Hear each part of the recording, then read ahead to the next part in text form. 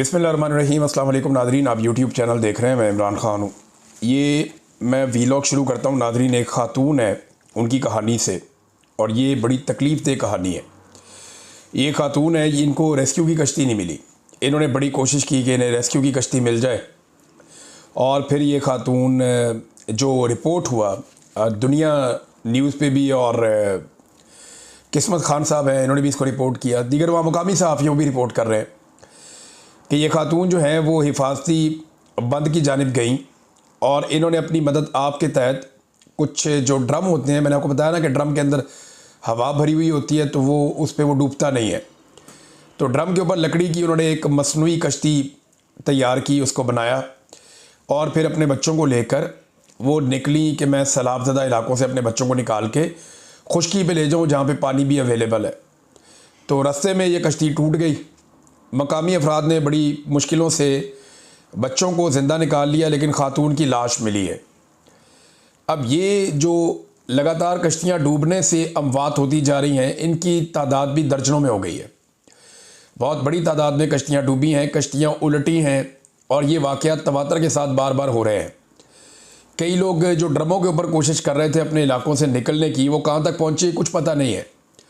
कुछ लोगों का अभी समझ ही नहीं आ रही कि वो अपने घरों में हैं ना बंद पे हैं, वो बीच में कहीं डूब गए, कहाँ चले गए, कुछ लोग लापता हैं, और लगातार ऐसी चीज़ें रिपोर्ट हो रही हैं। एक बुजुर्ग शख्स जो है वो हाथ में पैसे लेकर खड़ा था बंद पे कि कोई कश्ती वाला मेरे साथ जाए और जाके मेरी बेटी को और मेरी फैमिली को ले आए, और वो रो रहा था। बहुत सारे लोगों को रोते हुए बिलखते हुए हमने देखा इन्हीं बंदों के ऊपर, इन्हीं घरों के अंदर। वो एक नौजवान अपनी छत पे चढ़ के वीडियो बना रहा था, नीचे उसने दिखाया उसके जानवर, वो कहता जी सूख गए मेरे जानवर, मरने वाले हैं, हमारी जान कोई बचा ले, हम भूखे हैं, हमारे जानवर भी भूखे हैं। लोग बार बार कह रहे हैं जनूबी पंजाब में कि हमें भूख लगी है, हमें खाना नहीं मिल रहा, हमारी बहुत बुरी हालत है। और ये टिकटॉकनियाँ जो है ये अपनी वीडियोस बनाते हैं, डब्बों के ऊपर अपनी फ़ोटोज़ लगाते हैं, ये बताते हैं जी हम खाना खिला रहे हैं। ये चंद लोग जो इन्हें बाहर बिठा कर दिखाए जाते हैं, एक सेट लगाया जाता है जैसे ड्रामा का सेट होता है, वहाँ पे इन्हें बुला के थोड़ी सी गहमा गहमी करके बाद में ये लोग क्लैपिंग करके एक दूसरे को शाबाश देते हैं। वो वज़ीर आज़म शाबाश दे रहा जी मेरी भतीजी बहुत अच्छा काम कर रही है सैलाब में, वो भतीजी कहती है जी मेरे चाचे से अच्छा कोई नहीं है। ये एक दूसरे की तारीफ़ें करते हैं, और फिर ये सारे मिलकर आर्मी चीफ़ की तारीफ़ें करते हैं, और ये इसी तरह अपना निज़ाम चला रहे हैं जूते पॉलिश कर करके। हालात ये हैं कि इन्होंने एक ब्रीफिंग दी हुकूमत को, और वहाँ पे ब्रीफिंग देने वाले अफसरान क्या बता रहे हैं एक कश्ती के बारे में। कश्ती सैलाब की वजह से नहीं डूबी, ये ज़्यादा वज़न की वजह से डूबी है। भाई सवाल ये पैदा होता है कि कश्ती सड़क पे जा रही थी जो सैलाब की वजह से नहीं डूबी, सैलाब का पानी है ना जिसमें डूबी है। अगर सैलाब ना आता तो लोग कश्ती में बैठते ही ना, लोग अपने घर में रहते।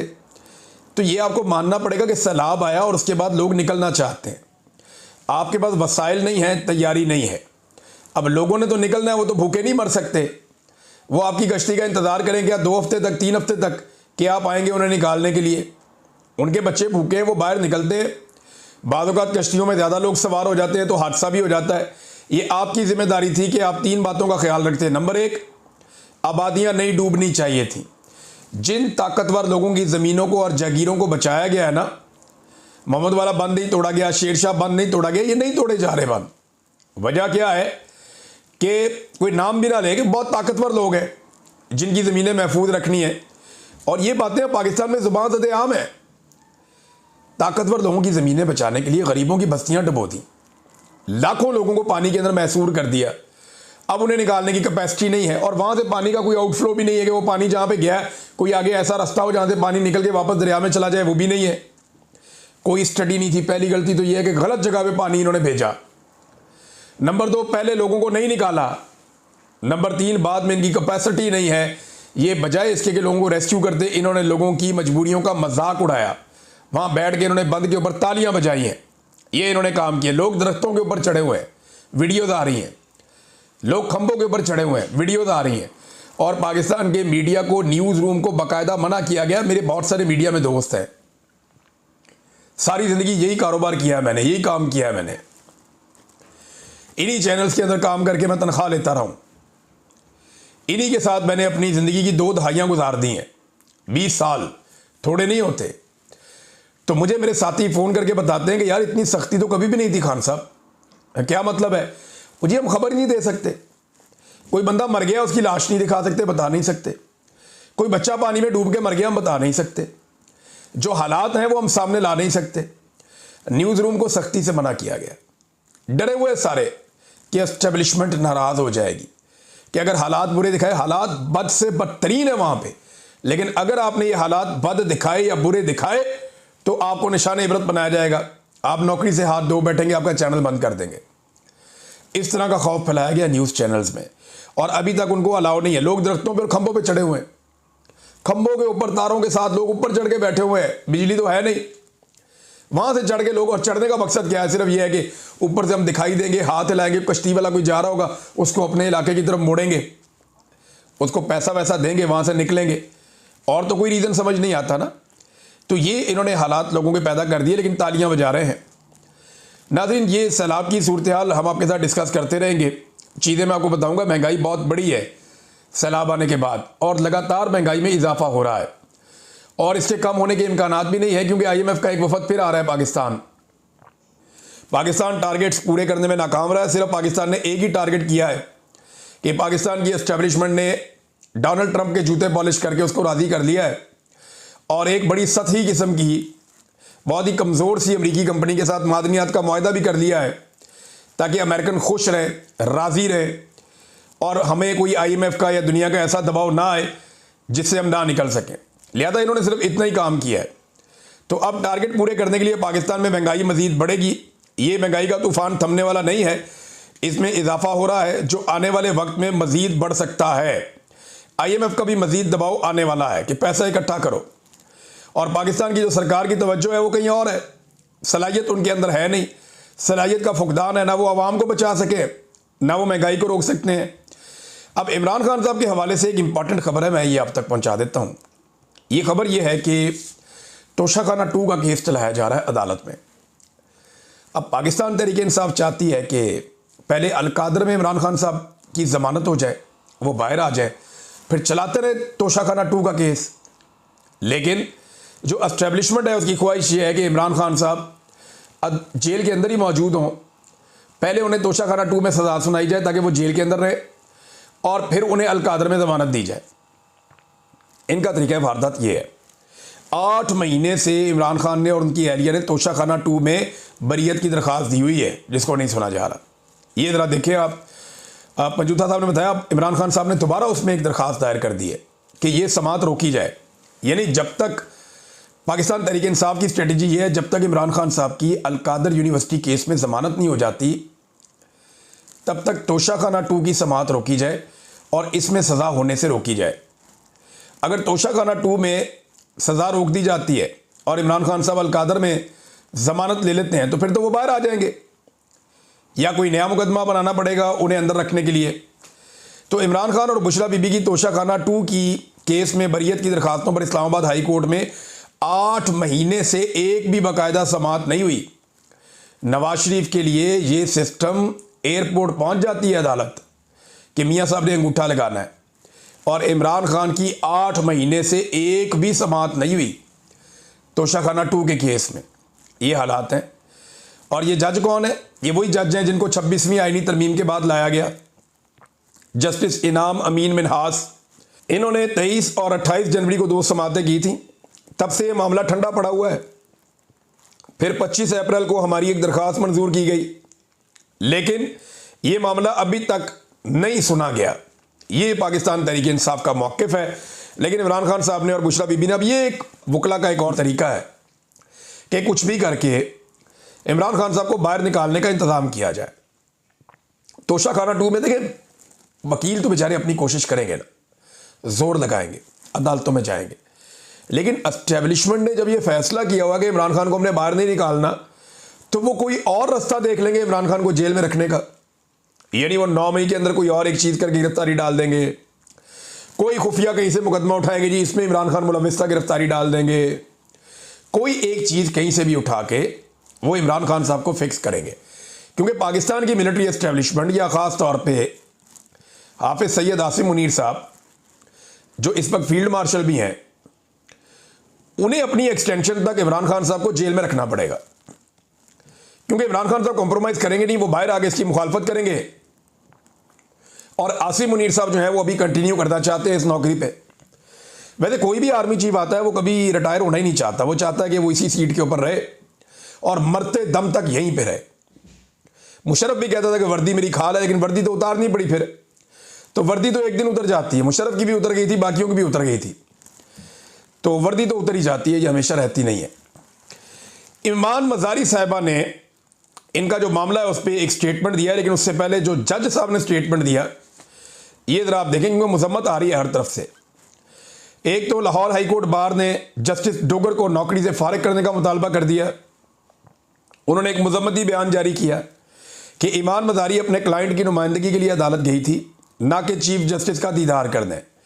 चीफ जस्टिस का आमराना रवैया जजेस कोड ऑफ कंडक्ट का सरियन खिलाफ वर्जी है और ऐसे जजेस को अदालती कार्रवाई से दूर रखना चाहिए। लिहाजा सुप्रीम जुडिशल काउंसिल नोटिस ले और जस्टिस डोगर को ओहदे से फारिग करे। वैसे इनके खिलाफ सुप्रीम जुडिशल काउंसिल में केस या रेफरेंस बना के भेजना चाहिए। दूसरा, ख़वातीन ने इसकी बड़ी मुखालफत की है। ये कुछ ख़वातीन के स्टेटमेंट भी हैं। 41 ख़वातीन वकला ने इस्लामाबाद हाई कोर्ट के हवाले से एक दस्तखत करके एक मज़हबती बयान जारी किया है। ख़वातीन वकला की चीफ जस्टिस की जानिब से एडवोकेट ईमान मज़ारी के मुतालिक गुज़िश्ता रोज़ के रिमार्क्स की मजम्मत की है। ख़त में कहा कि ख़वातीन वकला की हैसियत से चीफ जस्टिस सरफराज डोगर ने ईमान मज़ारी मुतालिक रिमार्क्स की मजम्मत हम करती हैं। रिपोर्ट के मुताबिक चीफ जस्टिस ने ईमान मज़ारी को तौहीन अदालत कार्रवाई की धमकी दी। चीफ जस्टिस ने ईमान मज़ारी के शौहर को कहा कि इसे समझाएं। चीफ जस्टिस के रिमार्क्स जिनसी तफरीक, धमकी आमेज़ और एक जज की तरफ से नामुनासिब रवैया पर मबनी है। तो ये उन्होंने ख़वातीन ने भी इसकी मुखालफत की है। अब चीफ जस्टिस ने उसके बाद सफाई पेश की। वो ये कहते हैं कि तौहीन अदालत की कार्रवाई हुई तो बच्ची का कैरियर ख़राब हो जाएगा। उन्होंने वजाहत की कि ईमान मज़ारी मेरी बेटियों की तरह है। मैं कल उसे समझा रहा था, मैंने कहा कि आप मेरे फैसलों से इख्तलाफ कर सकती हैं, ज़ात पर ना करें। मैंने तो नहीं कहा कि मैं पकड़ लूँगा, इस बात को कल से फैलाया जा रहा है।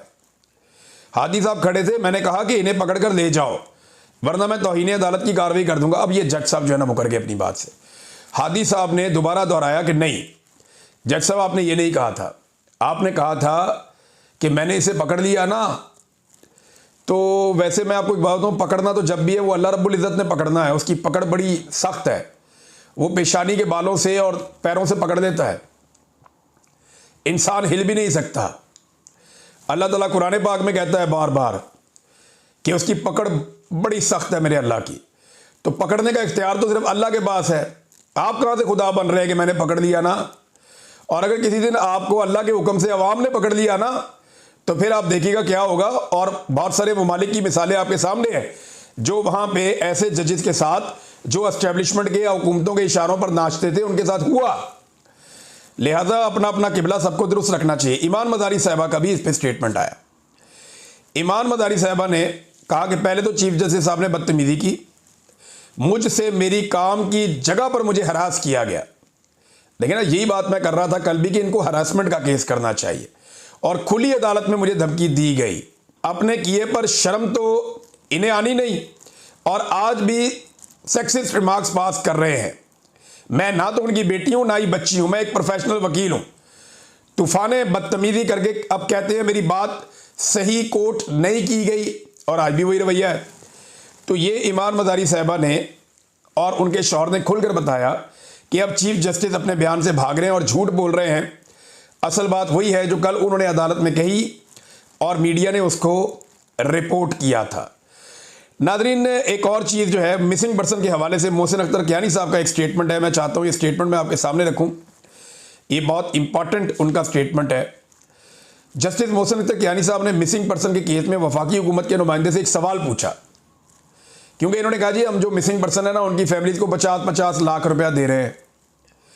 तो उन्होंने कहा कि इतने ज़्यादा मिसिंग पर्सन की फैमिली को आप 50-50 लाख रुपए कहाँ से देंगे? क्या IMF से इमदाद लेकर आप ये पैसे देंगे?